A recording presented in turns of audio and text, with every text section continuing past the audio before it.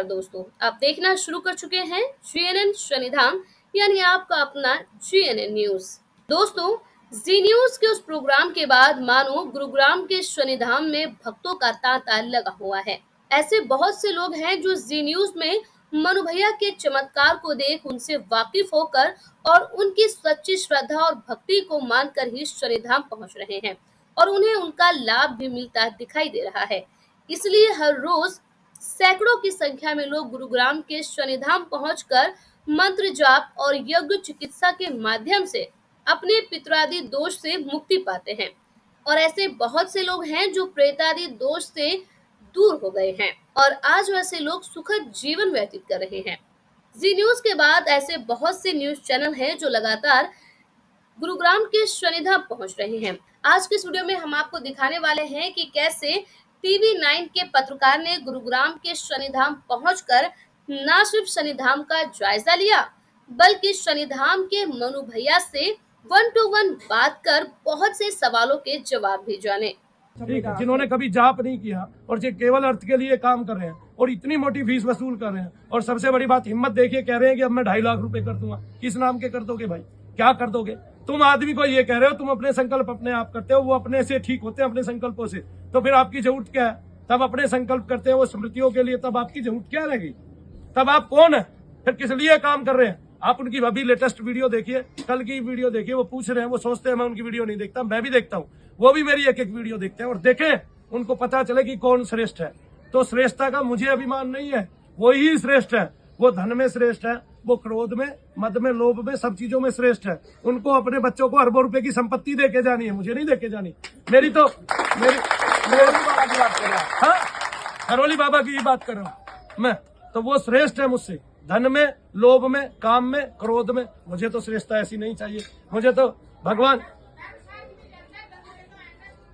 मुझे तो केवल भगवान चाहिए, मुझे तो केवल ईश्वर चाहिए, मुझे तो अपना आत्मदर्शन चाहिए, मुझे तो ब्रह्म दर्शन चाहिए। मैं क्या करूँ इन सब चीजों का? ये तो तुच्छ है, ये तो विषय आसक्ति है और इन भोगों से कुछ नहीं होने वाला। आप 100 करोड़ का मंदिर बनाएंगे, 100 करोड़ लोगों में बांटिए ना, 100 करोड़ लोगों में बांटिए, वो आपके गुण गाएंगे। अच्छे काम कीजिए संसार में। सवाल आपसे ये है कि आप बागेश्वर वाले कैंसर का इंस्टीट्यूट बना रहे हैं, वो भी तो कुछ बनाए, उन्होंने तो कुछ नहीं बनाया, केवल अपना अपना भरा, दूसरों का नहीं भरा। आपकी यहाँ से लेके विदेशों तक संपत्ति पड़ी है अरबों खरबों रुपए की, और उसमें भी कुछ तो कब्जा भी पड़ी है। अभी देखिए सरकार जो है धीरे धीरे सब निकाल लेगी। वो कहते हैं मैंने टैक्स भरा है, मैंने तो उसकी संपत्ति का हिसाब लगा रखा है, कितना टैक्स भरा, आता कितना और जाता कितना। आप देख रहे हैं जहाँ 4,000 लोग आते हैं वहाँ 2,000 तो अपनी क्रिया कराते होंगे ना, तो 2,000 लोगों के 1.5 लाख रुपया कितने पड़ते हैं एक दिन के, ये देख लीजिए। एक दरोगा ही कह रहा है कि रोजाना के 45 लाख रुपए तो बोला मेरे सामने ही जुड़ गए थे।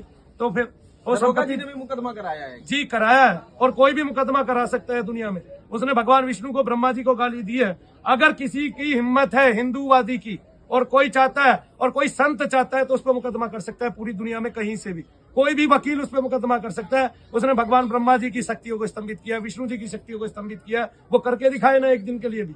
तब फिर प्राण को भी स्तंभित कर दे, फिर वो लोगों के सामने यमराज को बुला रहा है, ये क्या छोटी बात है? इसका मतलब वो आधारहीन व्याख्या कर रहा है। मैंने माना दुर्वासा ऋषि में क्रोध था, लेकिन वो ब्रह्मात्मा थे, वो ब्रह्म को जानने वाले भी तो थे। मान रहे हैं कि नहीं मान रहे? मेरा एक आखिरी सवाल आपसे है, आपने देखा होगा कि हिंदुस्तान में तमाम अलग अलग तरीके के, कोई मौलवी होता है, कोई पंडित होता है, वो अलग अलग तरीकों से इलाज करते हैं। कई पैसे के लिए करते हैं, कुछ सही करते हैं। आप इस चीज को कैसे देखते हैं? क्या वाकई में वो इलाज होता है या सिर्फ पैसे के लिए लोगों को बेवकूफ बनाने का? देखिए, जिनके सर घूमते हैं वो तो लोगों को बेवकूफ ही बना रहे हैं, क्योंकि उनके अभी वो खुद स्थिर नहीं हुए हैं, दूसरों को क्या स्थिर करेंगे। सबसे बड़ी बात ये है कि जो सर घुमा के माताएं आती हैं, ये सब चल रहा है, ये सब बेकार है, व्यर्थ है, और ये सर घुमा के नहीं होना चाहते। जो भूत पूजा करते हैं, जो इत्र यही छोटे छोटे देवताओं को पूजते हैं, जिनके लोगों को काफी नुकसान हो रहे हैं पूजने के, और जो पितरों को पूजते हैं, वो आपका उद्धार नहीं कर सकते। इसलिए भगवान की पूजा कीजिए, सेवा उपासना कीजिए, ओम नमः शिवाय ओम का जप कीजिए, भगवान विष्णु का जप कीजिए, सूर्य देव का जप कीजिए, गणेश जी का जप कीजिए, नवग्रहादि की साधना कीजिए, आपको श्रेष्ठता मिलेगी। जाहिर तौर पर मन्नू भैया जो कि यहाँ पर अपने शनि धाम में लोगों का इलाज करते हैं, वैदिक मंत्रोच्चारण के जरिए, वैदिक यहाँ पर जप कर करके लोग जो तमाम लोग हिंदुस्तान के तमाम अलग अलग कोनों से यहाँ पर आते हैं, उनका इलाज करते हैं। और इनका दावा है कि इनके वैदिक मंत्र और जाप के जरिए जो भी यहाँ पर भक्त आता है उसको पूरी तरीके से आराम मिलता है, कहीं ना कहीं उसको फायदा मिलता है, शांति मिलती है मन की, और जो उसके शरीर के रोग हैं वो भी दूर हो जाते हैं। और इस सब के लिए चौंकाने वाली बात यह है कि उनसे किसी भी तरीके का पैसा या शुल्क नहीं लिया जाता। कैमरामैन हरीश कांडपाल के साथ पुनीत शर्मा, TV9 भारतवर्ष। शनिधाम और मनु भैया के अलावा पत्रकार ने करौली सरकार पर सवाल पूछे। उन्होंने बताया कि किस तरह से मनु भैया पर करौली वाले बाबा किस तरह के इल्जाम लगाते हैं, जिसका जवाब देते हुए मनु भैया ने सबका दिल जीत लिया और बताया कि किस तरह से आज देश को मंत्र चिकित्सा और यज्ञोपैथी की जरूरत है। जिस तरह से लोग बीमारी के इलाज के लिए अस्पताल जाते हैं, उस तरह से प्रेत आदि दोष के लिए यज्ञ चिकित्सा और मंत्रोजाप भी बहुत जरूरी है। और शनिधाम में हर वक्त ये होता है, इसलिए यहाँ का माहौल बेहद ही भक्तिमय नजर आता है।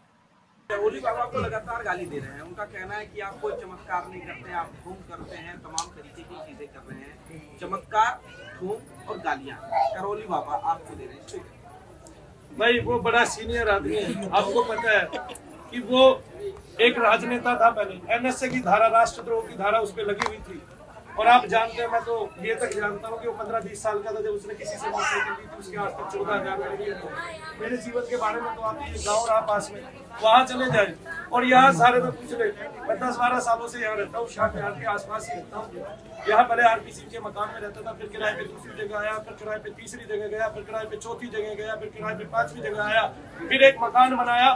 12 साल लगातार काम करके रोजाना पसीना बहा के एक आसन पे 18-18 घंटे बैठ के फिर लोगों को सच्चाई बताई कि आखिरकार आप लोग क्यों परेशान है। फिर वो मकान भी आज जो हमने धाम बनाया, वो मकान भी बेच दिया गया है। अब मैं आपके इसी छोटे से धाम में रहूंगा अपने बच्चों के साथ। हालांकि ये बहुत बड़ा है, 1000 का जमीन है और मेरी यही कमाई है। और वो जमीन हमें मुफ्त में दी गई है संस्था की तरफ से, उस पर हमने बना के अपने पैसे से खड़ा किया। उसके लिए मकान जितने आपके पास आ रहे हैं इलाज कराने, कहीं ना कहीं चमत्कार लगता है। वो चमत्कार नहीं, आपको बता रहे हैं।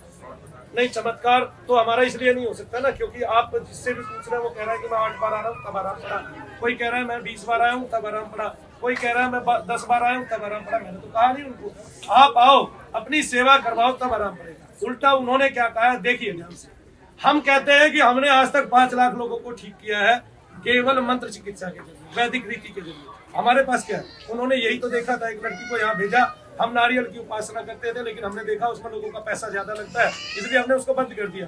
उसने शुरू कर दिया। कोई उससे पूछे कि आपके 250 रुपए गोले की कीमत 3550 रुपए कैसे हो जाती है, जबकि आप कह रहे हैं कि मैं चिकित्सा नहीं करता, लोगों की चिकित्सा अपने आप होती है। अपने आप कैसे होती है कि वो संकल्प करते हैं, वो हवन करते हैं अपना आप बताइए एक बात कि अगर किसी व्यक्ति ने मंत्र को इतना सिद्ध किया है, वही तो आपका हवन कर सकता है, तभी तो उसका फल मिल सकता है। तो फिर एक बच्चा जो पत्थर फेंकता है दूसरे को मारता है और एक बड़ा जो पत्थर मारता है, दोनों की चोट में फर्क कैसे है? तो फिर अगर आप अपने आप ही हवन करने गए हैं तो फिर करौली का मतलब क्या रहा आपका जाने का, और अपने ही संकल्प अपने आप करने गए हो तो आप अपने घर पे भी कर सकते हैं। तो इसलिए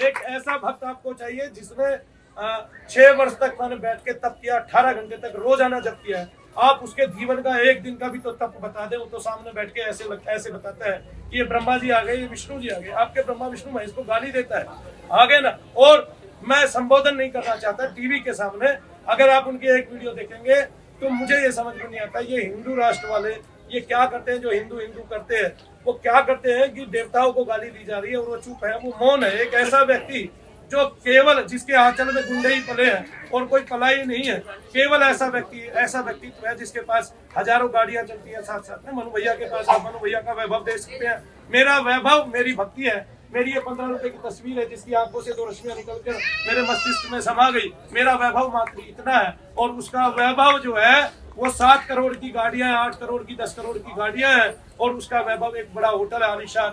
उसके बेटों की कंपनियां हैं जो वहां पे सामग्री बेचती है और उसका वैभव उसके बेटों की वो मिल्क डेयरी है जिसका वो घी भी 1800 रुपए किलो में बेचते हैं। फिर दोनों के वैभव में अंतर है। मेरा वैभव मात्र मेरे शनिदेव महाराज है, कोकिलावन वाले।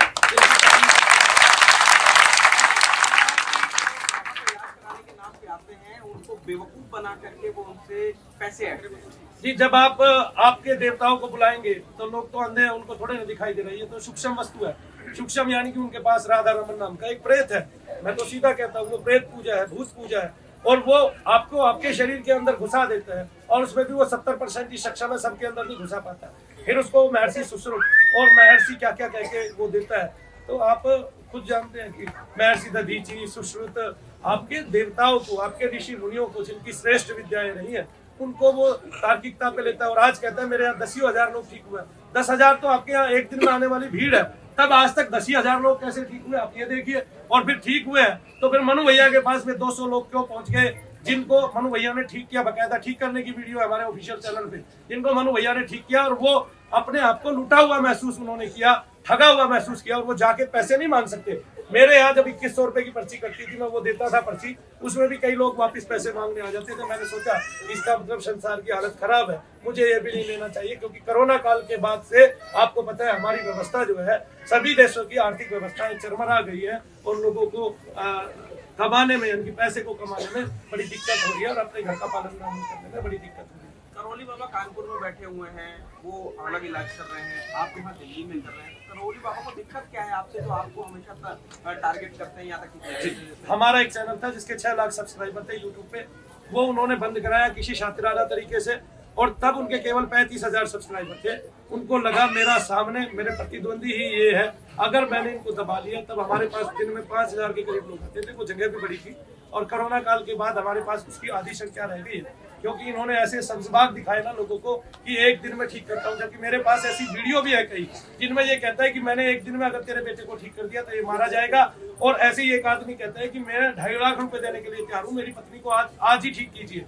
तब वो कहता है कि मैंने अब अगर अभी इसके पेट निकाल दिए तो ये अभी के अभी मारा जाएगा, ठीक है ना, अभी के अभी मर जाएगा। इसलिए एक दिन में कोई चिकित्सा नहीं हो सकती। आज वो वनडे चिकित्सा करता है, रोजाना उसके धाम की ऐसे शक्ति बढ़ जाती है जैसे सारे देवता उसी के लिए काम करते हैं और किसी के लिए काम नहीं करते हैं। इसलिए भारत के जो महात्मा है, जो शुद्ध महात्मा, विशुद्ध महात्मा है, वो अभी जागे नहीं है। उनको पता नहीं है कि ये अगर जो सामान्य जनसाधारण है, इसकी जो खाल खींची जा रही है, इसको जो तड़पाया जा रहा है, इसको जो रुलाया जा रहा है और इसको जो सब्जबाग दिखाया जा रहा है, इनके मस्तिष्क से जो स्मृतियां मिटाई जा रही है, जबकि वो स्मृतियां कभी मिटती नहीं है, आप भी जानते हैं, ठीक है ना।